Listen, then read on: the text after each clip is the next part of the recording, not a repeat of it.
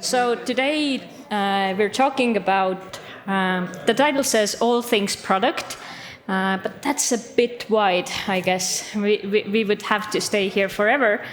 But we thought that we would talk about something that comes up a lot. I bet if we lined up a few product managers here and founders and asked, what's most difficult in building a product and building a unicorn like these guys have been doing, then prioritization would come up. Do you agree with me? Is it hard? I see some nodding.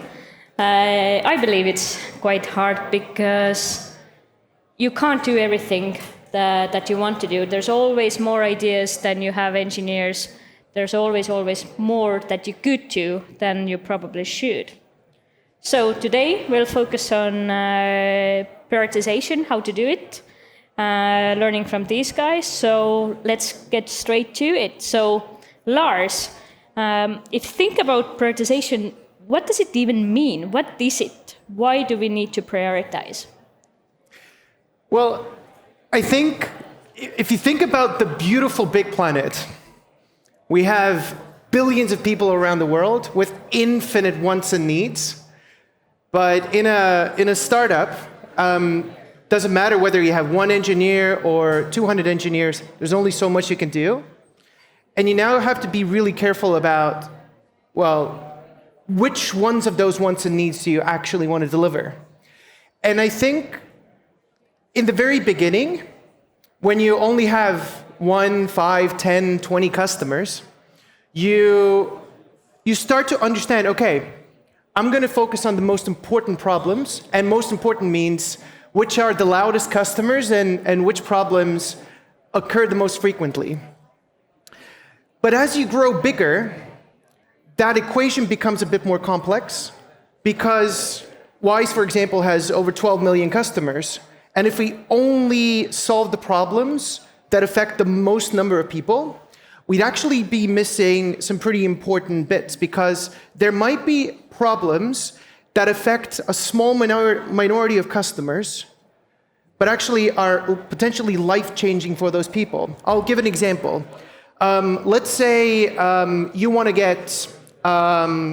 to send payments, right? And you want to receive money, but you're in a situation where you divorced from your partner and you're dependent on alimonies.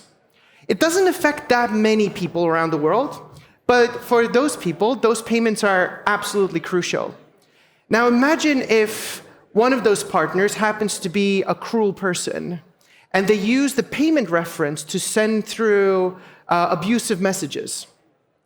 Now, it's not going to touch most customers, most people around the world, but for those people, these are life-changing changes, right? So, in other words, when you're just beginning, you might look at the frequency of customer problems and prioritize based on that. But as you grow bigger, you have to start looking the world as it is. It's a messy world, but you want to look at like, okay, this is affecting a lot of people, but this is having a big impact on a smaller group of people, and you have to balance it out across all of them. So you need something to be able to balance it out. Is this how you see it, Martin? Kind of. I would add one more layer on top of it, or kind of a third pillar. Is kind of one is, people are complaining, and if the complaints are relevant, you want to fix these things. And there are some kind of really important edge cases that you sometimes need to fix, but there's also the company vision. It's like what it is that this company should be, where you want it to go, and that's why you need to make decisions yourself and kind of make sure that there's enough effort going towards what it is that you actually want this thing to become, so that it doesn't kind of go out of mind with kind of everything that is going on. If you don't have these kind of North Stars and goals that are kind of super clear where you're going, then kind of you just meddle around with kind of tiny little stuff all the time. And I'm not saying that you shouldn't fix small things, but kind of there should be a balance between fixing the small things and then also working on the bigger vision. That's a great intro to, I guess, to the crux of the discussion today. So how to prioritize, right? So you brought in vision to the discussion, Martin. So tell me, how do you see product vision, company vision? What role does it play in everyday prioritization? Yeah, I mean it's crucial, and I wouldn't even kind of separate these two too much.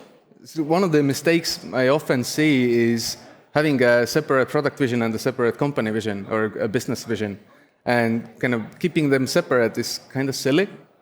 So they need to be aligned and super clear, and then kind of without that, it's almost impossible to make any good decisions. But let's get practical, right? Let's say the founders here, they have a vision, at least one.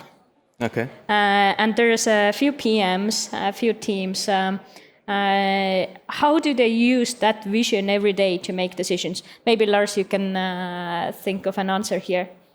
Yeah, so in Wise's case, we're very clear on the problem that we all came together to solve, which is money without borders. We want money around the world to move instantly, conveniently, transparently, and for it to eventually be free. And that is basically the entire instruction, if you will, for the 3,500 people that we currently have. Is that enough? That sounds a very little instruction. It absolutely is enough, because it doesn't come out of, an idea from the founders. It comes from having spoken to thousands and thousands of customers, meticulously read through their feedback, answer customer calls, and really trying to deeply understand what do our customers care about when it comes to money and moving money around. And how we use this day to day is to decide, what to build, and there's a number of methods how we can use this. But more importantly, it actually helps us to decide what not to build. Because it can go all over the place, right? You can go from, if you're a successful startup, you could go, let's build a bank, or let's build cars that send payments to the moon. It might not be the most important thing for our customers, though. So you start with the customers, understand what their problems are, you distill it to the key artifacts, and in our case, it's speed, price, convenience, transparency. And then you use these artifacts to really ask yourself the question of if that guy over there has an idea of introducing insurance, what kind of customer problem is it actually addressing? In other words, just because you can solve something and just because you had this epiphany of an idea doesn't necessarily mean that your customers are asking to solve that problem. So it comes back down to what is it that your customers are actually asking for, and what are they not actually asking for. Okay, so you brought in some new aspects here. So there's a vision, money without borders, something like that. And then I guess what you were saying is that at Wise, you're using some kind of a RICE method where you quantify different. You mentioned something about transparency, speed, distilling one idea into different aspects. Is that how you prioritize? I have to be super honest. I've been at Wise for over 7 years. I don't know what RICE method is, but don't worry about it. Tell us how you prioritize. There are 7 items in the backlog somewhere. What happens next? Well, it's a question of how did these items get into the backlog in the first place, and that's where it starts with. It is very common for our product people to spend time with our customer data.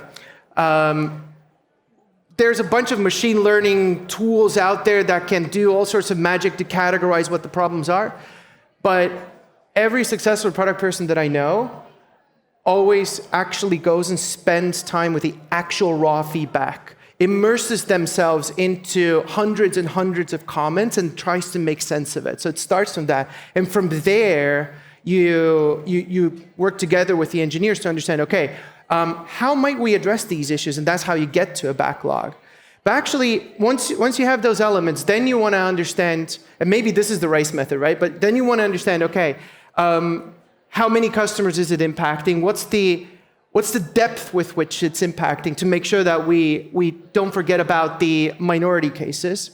How much effort is it going to take? Is it going to take that woman over there about 2 weeks, or is it going to be something that's going to keep us busy for 9 months? Is it super clear how we're actually going to solve? Because if it's something like, let's try to solve blah, and we're not really clear, versus I know exactly what I need to write to solve this problem. And finally, there is a fourth dimension, which I call the gut feel. Like, does it feel right to prioritize this or not? And all of these factors combined can give you a score or something clever of a metric like revenue per engineering hour or volume per engineer, whatever it might be, right? It really helps you. It depends on the context. But what is it that Wise? What's cool about Wise is that we work in independent and autonomous teams. So it means that every product person, we have about 80 of them, who's the closest to the customer can figure out what that metric is, because they are closest to the customer problem. Because for someone who's optimizing, let's say, that very specific part of our growth funnel, for them it's the conversion rate for that particular step and trying to understand how do you impact that. For someone who's trying to fight financial crime, a conversion metric might be something of like a secondary metric, but it's actually, okay, how do we catch the bad guys? How do we make sure that we disrupt the good customers as little as possible while doing so? So it very much depends on like, what is the problem that the product person who's closest to the problem is solving? So what I'm hearing here is to understand for your team, your immediate team, what is the metric, the number that you're aiming to change, and then what you can do is try to quantify the problems in your backlog or your ideas against that number to see, considering the effort it takes, like return on investment, what's the most optimal way to move that needle? These are definitely aspects of it, but again, I would emphasize that it is context driven, right? It depends on like what is the customer problem over there. Okay, that's a very specific way. I hope some of you have already learned one technique. Martin, if you hear what Lars was saying, then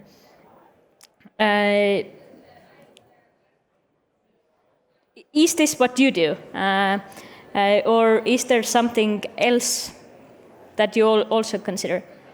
Do you score your backlog? No. Well, I mean, all of these situations are so different. What we did at Pipedrive when we had 200 engineers and what I do now when I'm kind of basically Lord Ruler of the backlog, these are two very different things. I don't need to score because I'm pretty much the only person kind of making that decision, so I don't have to kind of justify that. But that said, Martin, even if you're only one person, you need to make a decision. How do you then make the decision A or B? I mean, the mindset is really similar to what Lars was describing. The only problem I have, and I'm really glad, or maybe I'm not glad that you're not using mice or rice or ice or whatever these are, because what kind of would have been an opportunity to actually fight on stage. But I think all of these rice and mice methods are kind of complete waste of time and just productivity theater. Because you put in a lot of numbers into a spreadsheet and then kind of you sort them and it feels that you're doing real work and everything is calculated. But the numbers are like impact. Where does impact? Okay, yeah, let's put 4. And yeah, kind of all of these things, effort, kind of these days, who knows how much effort will go into it? Everyone is doing Kanban anyway. Kind of, like, we're not measuring hours, are we? So this entire thing is just a waste of time, really. And I'm sure there are kind of much better exercises of, I don't know, kind of throw spaghetti on a wall and pick one and kind of choose that would be more productive, I think. So you, as the ultimate overlord of your priorities, then you go by the gut feeling. I mean, gut feeling is a big part of it. Just keeping in mind the vision, kind of Is it a line? Is it something that kind of we're trying to achieve? Will it make customers' lives better? Of course, kind of you have some indication of the effort involved. Is it kind of a small task one day, or kind of will it take weeks? So you do take these things into consideration, but I don't see the need to have that spreadsheet to kind of make it feel like you're able to calculate the best product. I've seen product managers like these kind of throughout my life that kind of desperately are trying to figure out a way to calculate the best possible product. So kind of if I put enough numbers into a spreadsheet, then kind of it will spit out the perfect product for me. And I honestly think it's complete nonsense. I tend to agree. But I've also seen it a lot, and especially when hiring people. And if there's a practice task, then they tend to come with a framework for prioritization because it's more believable, right? You're not just coming up with things. But you mentioned again vision, and I think there's quite a big role with the vision has a big role in prioritization. Whereas if you don't have one, then you need all those different aspects, the numbers, to quantify things because you don't know the direction, right? Yeah. So foremost, I guess what we're getting here at is that you need that direction. So Martin, another question to you. I think Lars mentioned it briefly as well. Like, what's like? Look at the things that gives you the biggest jumps towards your vision and strategy, your goal, the ultimate number that you want to achieve, and then we have those things called technical debts, bugs. If this customer gets that feature, they will definitely give us $1 million a year. How do you prioritize between different types of things? What's your approach? Again, really depends on the kind of moment in time for the startup. Because in the beginning of the product, technical debt doesn't matter. Who cares? Kind of look at the old Pipedrive code. It was awful. Kind of people still get nightmares when they open up the PHP files. But who gives a shit? We got kind of tens of thousands of customers with that really ugly code. So in the beginning, it doesn't matter. Also kind of keeping the complexity down as much as possible. For me, a red flag is always when a company has more microservices than customers. It's just, what are you doing? So over time, of course, these things will matter. And there are plenty of companies that kind of grew really fast and then kind of no one remembers Friendster anymore because they couldn't scale. And other people that were able to kind of quickly change the optimizations kind of took over. So over time, technical debt and stuff like that will become more important and has to be balanced. For example, kind of rewriting things to make the app faster or rewriting things to make the developer faster in the long term. So kind of if they hit their face to the kind of old and ugly PHP code too many times, then kind of eventually someone will go and write it into a nice and clean microservice. But that was kind of year 6 or 7 during Pipedrive, not year first. At Pipedrive, we had a really nice balance between me and Sergey, where kind of he was able to kind of dictate some kind of amount of effort, kind of, is it a week or a sprint or kind of whatever, kind of amount of time where they were kind of engineers were able to fix these things without kind of product management being able to say, no, that's not important. And that really worked. Because I always had the problem of kind of hoarding all of the resources and doing kind of everything for the product. Also had a problem with marketing where kind of we didn't change the website because kind of these changes never made it into the sprint. It was always something in the product that was more important to me. So yeah, engineering could bypass the product needs for kind of a certain amount of effort and then fix all of these things. And yeah, it worked really nicely. So Lars, what's your approach? Like considering that at some point you actually need to start paying up that technical debt, how do you make sure that it actually gets some priority?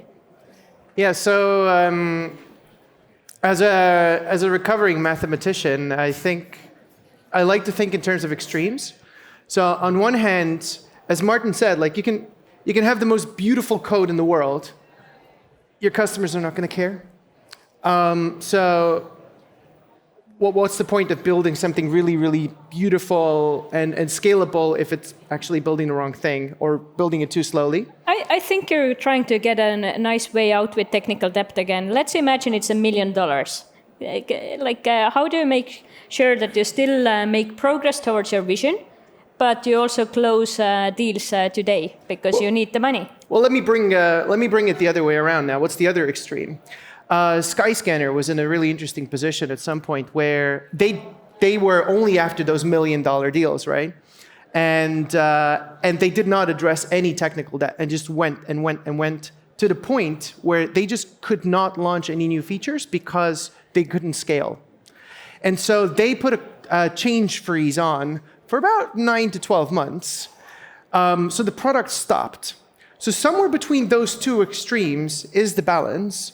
And the balance is going to come from, some pretty hard aspects like, are you able to move quick or not?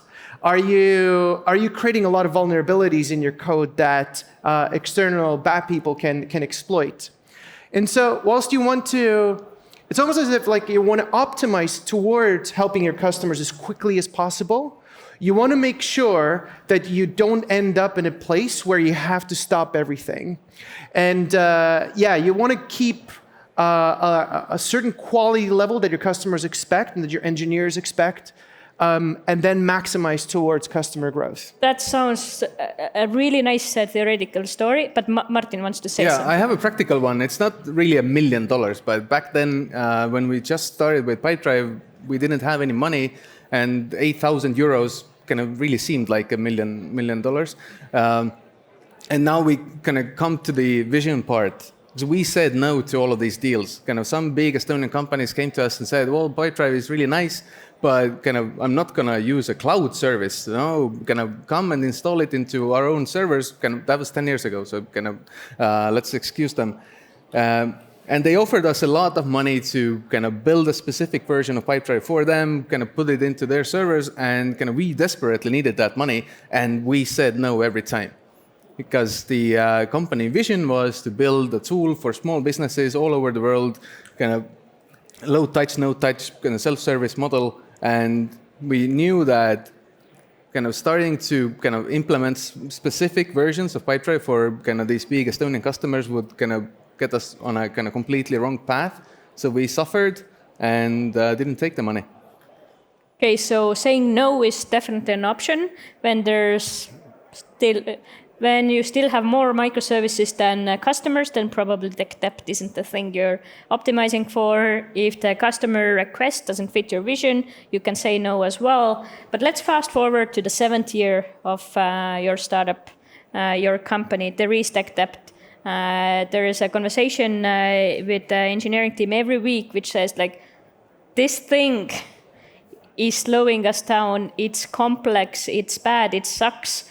Engineers want to cut their veins when they hear that they need to touch this code. What do you do? How, like practically, how do you then find that balance that you were talking about, Lars? Very easy. I mean, you need to trust your engineers. Engineers say we need to build it for 7 months. That's always the answer. It's always 7 months. Oh, you're lucky. No, you got to trust your engineers. In the grand scheme of things, sorry if I hurt folks here, but product people are actually quite useless. The communication goes from customers to engineers. Customers have a need and the engineers can solve them. And the product people do something rice in the middle, right? And when your key engineers are telling you, you know what, like the ship is hitting an iceberg, and if you don't listen to them, bad things are going to happen. You risk going down the Skyscanner route. You risk creating vulnerabilities.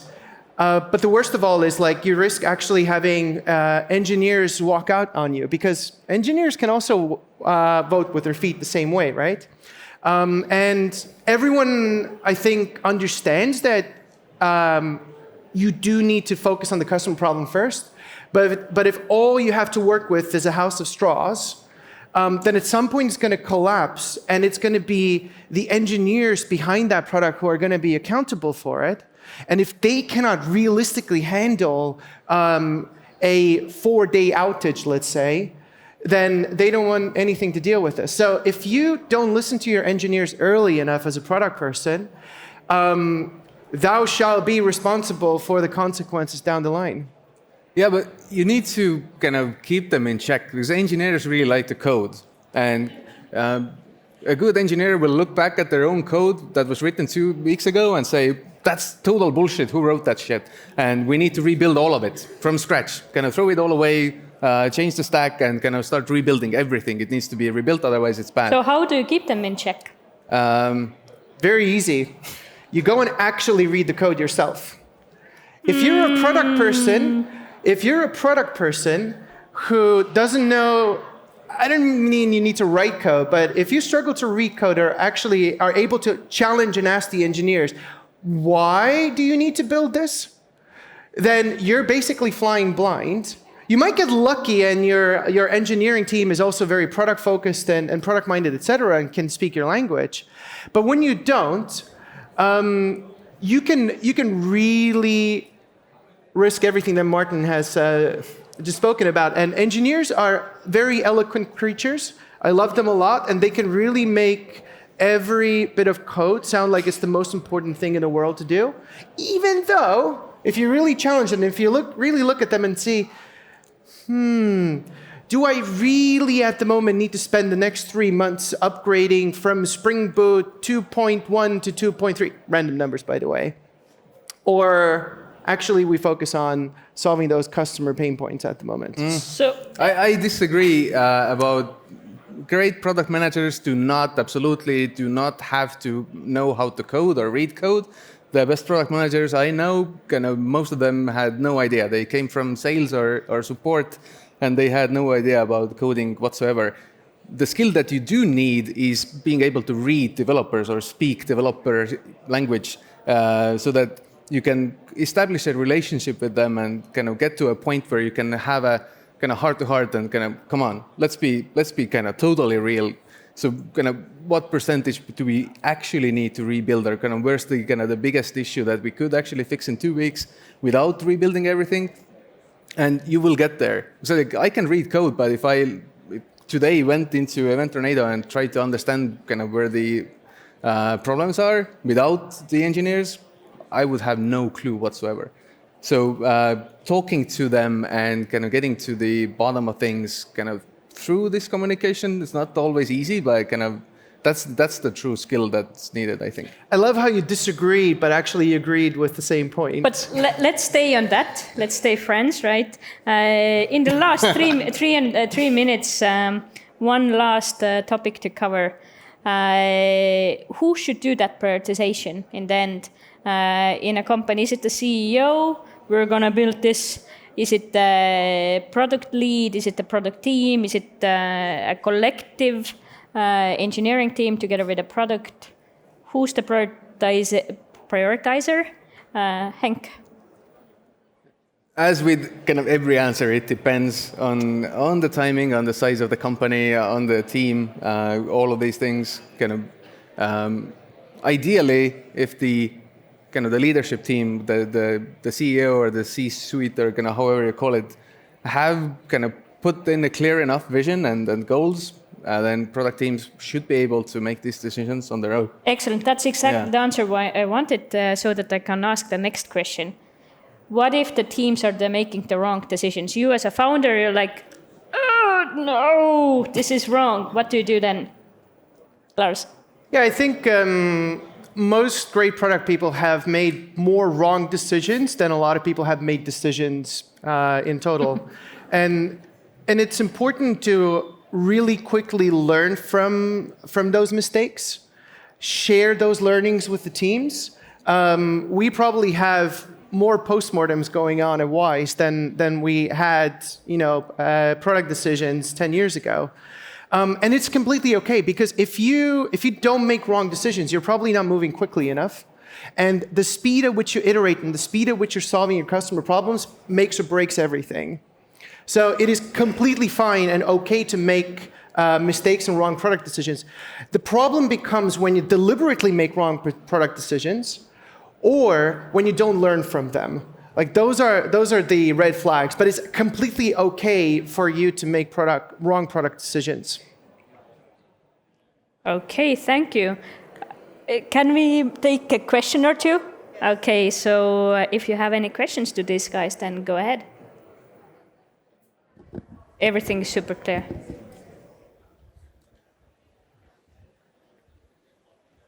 Okay, I think we should try to be useful. So maybe a book recommendation, Lars. For CEOs founders to be better product managers, what should they read? I think there's a bunch of books around methodologies and calculations and scrums and kanbans and whatnot. The book that I would recommend is a book called Creativity Inc. by the founder of Pixar, Ed Catmull. And basically, he talks about in that book, how do you make difficult decisions in an environment where everything is subjective rather than objectively measured. So I think that is an absolutely wonderful book. It is. Fully agreed with that one. Also, Melissa Perry, Escaping the Build Trap. Melissa Perry herself is probably the best product thinker of this age right now.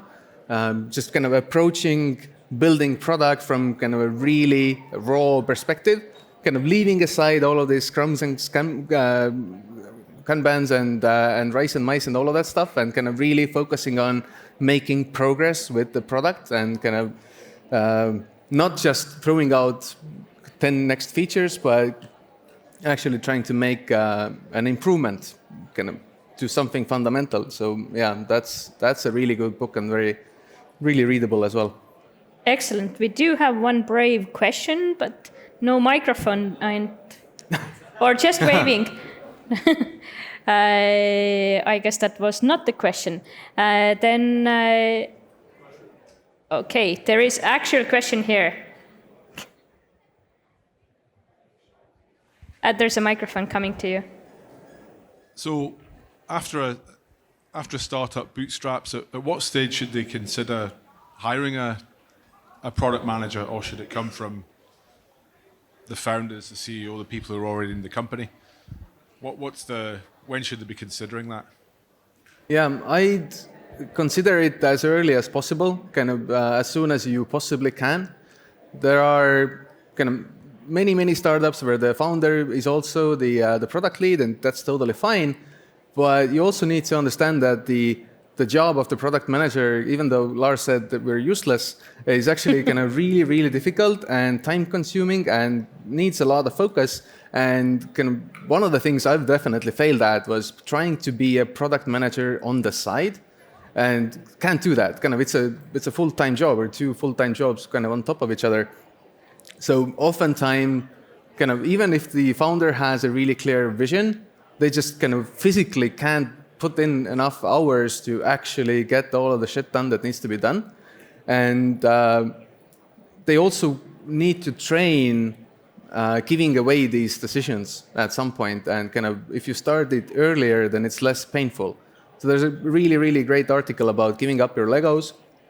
And kind of that's one of the toughest things to do for a product-minded founder, to hire a product manager and kind of that other person is now kind of making decisions to my product, and it's painful and it's hard.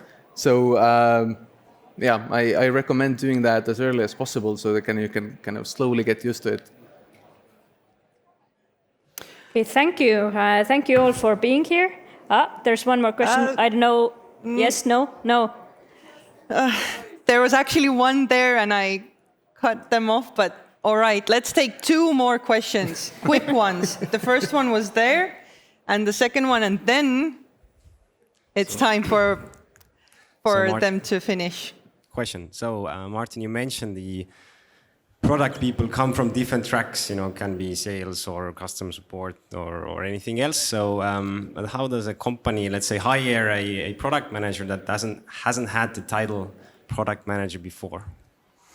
So as a first one, I would still recommend hiring someone that has done it before, because otherwise it's tricky. But in the later phases, I've seen it's really good to have at least part of the product managers be kind of hired from within the company, from roles that are customer facing, kind of support, sales, people that are kind of not afraid to talk to real people. That's a really kind of important skill, but there needs to be someone already there to teach them. And if the product-minded CEO doesn't have the time to teach them, then it's better the first couple are actually experienced product managers and then hire from within the company. I think one of the key characteristics if you're hiring someone who has never been a product person before is that they still need to have some sort of a problem-solving superpower. Like they're often mechanical engineers or they're former designers or they're data analysts, something that gives them a hard pillar, a filter that can help them objectively decide whether something feels right or wrong. And that is usually, the superpower is what you want to look out for. So someone who knows all the frameworks and has done all the courses actually is a red flag. But someone who knows how to solve hard problems using tools that have been used for 5,000 years, that's what you want to look out for.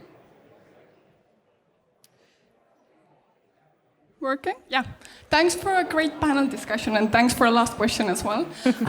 You haven't really mentioned innovation so far. As a product owner, part of your job is to listen customers and take their feedback on board.